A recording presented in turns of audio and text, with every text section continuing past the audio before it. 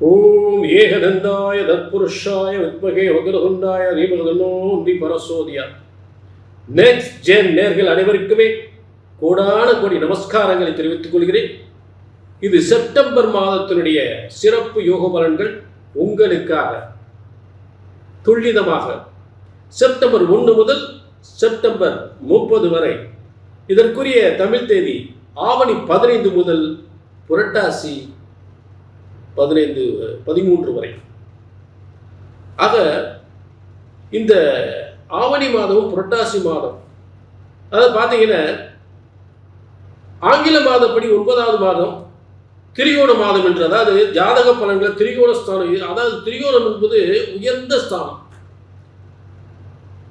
1, 5, 9, 7 திரிகோணம். அதில் 9ஆம் இடம் என்பது திரிகோண ஸ்தானம். மிகப்பெரிய சொத்து சுகங்கள், பதவி யோகங்கள், செல்வ யோகங்கள், தெய்வ வலிமையோடு கிடைக்கக்கூடிய ஒரு ஸ்தானம்.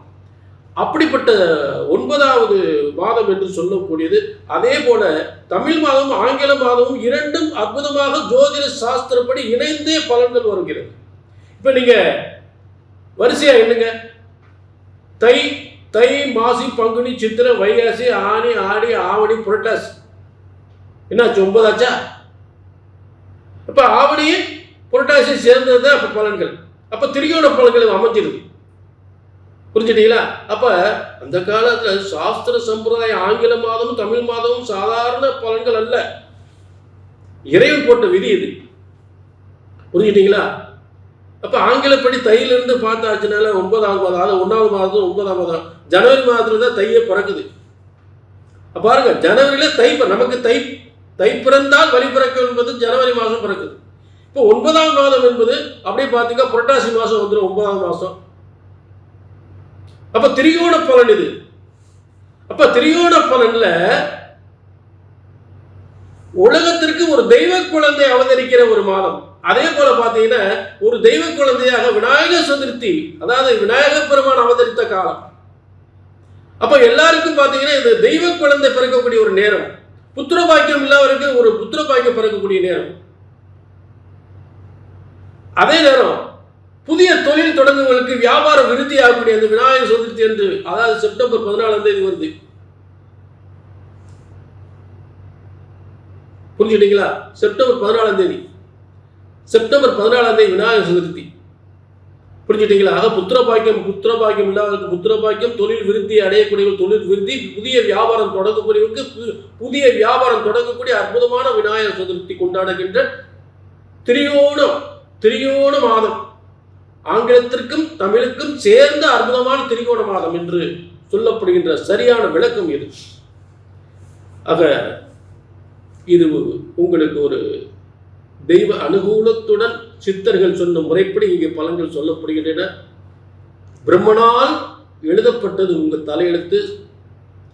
ஆக பிரம்மன் எழுதப்பட்ட தலையெழுத்தை சித்தர்களும் முனிவர்களும் சொன்ன முறைப்படி உங்கள் தலையெழுத்து இங்கே கணிக்கப்படுகின்றன.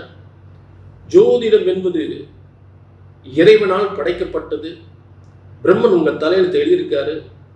அதை ஜோதிடராகிய நாங்கள் சரியாக கணித்து உங்கள் எதிர்காலம், உங்களை முயற்சிகள் வெற்றி பெறுமா, உங்கள் வியாபாரம் விருத்தி அடையுமா, உங்களுக்கு நல்ல பதவி யோகம் கிடைக்குமா, சொத்து சுகங்கள் கிடைக்குமா, புத்திர பாக்கியம் கிடைக்குமா, உங்கள் வளர்ச்சி நல்ல சிறந்த வளர்ச்சி, உங்களுடைய முன்னேற்றம், உங்களுடைய வளர்ச்சி எங்களுக்கு முக்கியம், உங்களுடைய முன்னேற்றம் எங்களுக்கு முக்கியம்.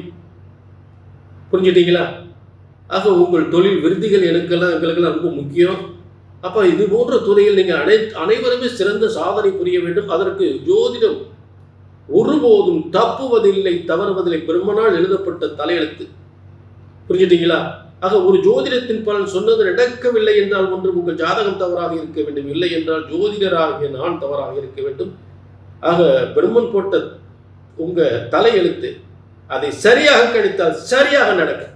கீழே நம்பர் நோட் பண்ணிக்கங்க, ஒரு அப்பாயின்மெண்ட் வாங்கிக்கலாம். இது பொது பலன். செப்டம்பர் மாதத்தினுடைய பிரமாதமான பலன்கள். கும்பராசிக்காரவங்க பார்த்தீங்கன்னா, கும்பம் கோபுரம், குப்பையில் இருந்தால் கோபுரம் ஆயிடுவீங்க. கும்பராசிக்காரங்க சாதாரண உழைப்பால் முன்னேற்றம். நல்லா உழைச்சாலும் அப்புறமேல் நிம்மதியாக ஹாயாக நல்லா சாப்பிட்டு அவங்கள மாதிரி சாப்பிட முடியாது, அவங்க மாதிரி ரெஸ்ட் எடுக்க முடியாது. லைஃப்பை அனுபவிக்க வேண்டிய அனுபவிப்பாங்க, ஒவ்வொரு வாழ்க்கையை அனுபவிக்கிறோம். அதே தொழிலில் கண்ணும் கருத்துமா முன்னேறுவாங்க. ராத்திரி பகல வைப்பாங்க, தூங்கினாலும் நல்ல ரெஸ்ட். மனுஷன் அவங்க தான் சரியான ஆளு. அதான் கும்பம். கும்பம் என்பது கோபுர வாழ்க்கை. கீழே இருந்து அப்படியே கோபுரத்துக்கு போயிடுவாங்க, உச்சிக்கு போயிடுவாங்க. இன்னைக்கு பிரமாதமான அமைப்பு. அந்த அளவுக்கு கும்பத்தில் இருக்கிறவங்க வாழ்க்கையில் மிகப்பெரிய உச்சத்திற்கு செல்கின்ற ஒரு பிரமாதமான யோகம் அமைந்திருக்கிறது. ஏன்னா 3-10 திரிகோணத்தில் வலிமையா இருக்காரு பூமிக்காரங்க. அப்ப சொத்துக்கள், கனரக வாகனங்கள், சொத்துக்கள், ஜேசிபி வாகனம், அதே இடத்துல விவசாய வாகனம், இந்த மாதிரி வாகனங்கள்லாம் வாங்கி அந்த தொழிலுக்கு ஈடுபடுத்தக்கூடிய நிலை.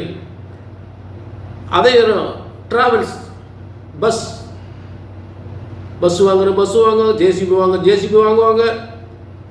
அதே சொத்துக்கள், 2 சொத்துக்களை முடிக்கணும். இப்ப 1க்கு 2 சொத்தை முடிக்கணும். புரிஞ்சுட்டீங்களா? ஆமா, ஒரு தொழில் இருக்கு, இன்னொரு தொழிலில் வருமானம். கும்பராசிங்க ஒரே தொழில் பார்க்க மாட்டோம். ஒரு பக்கம் ஹோட்டல் ஓடிப்பாங்க, ஒரு பக்கம் ஜூஸ் ஓடிக்கிட்டு இருக்கும், ஒரு பக்கம் ரியல் எஸ்டேட் பார்ப்பாங்க, ஒரு பக்கம் டிராவல்ஸ் ஓடிக்கிட்டு இருக்கும். புரிஞ்சுட்டீங்களா? அப்போ இப்படிப்பட்ட, ஆனால் உழைப்பு சாதாரண உழைப்பு இல்லை, பிரமாதமான உழைப்பு, கடினமான உழைப்பு, முன்னேறக்கூடியவர். கும்பராசிக்கு இன்னைக்கு பார்த்தீங்கன்னா ஒரு நல்ல அனுகூலமான அமைப்பு. ஏன்னா 7ஆம் இடம் வலிமையா இருந்தால் பிரமாதமா இருக்கு லைஃப். இந்த மாசம் அவ்வளவு பிரமாதமா இருக்கு. அப்ப தலைமை பதவி, தலைமை பொறுப்பு, அரசாங்க அரசியத்தில் நல்ல பொறுப்பான ஒரு யோகம், புகழ் பெறுகின்ற யோகம், தலைமை பொறுப்பு, நிர்வாகம், ஆணையிடும் அதிகாரம். அதே நேரத்தில் சில பேருக்கு ஷேர் மார்க்கெட்டு. புரிஞ்சுட்டீங்களா? ஆக இதெல்லாம் அரசாங்க அரசியலில் இருக்கக்கூடிய நல்ல ஒரு முன்னேற்றம், சிறந்த முன்னேற்றம். பிரபலமாயிருவாங்க, சாதாரண மனிதர்கள் பிரபலமாயிருவாங்க.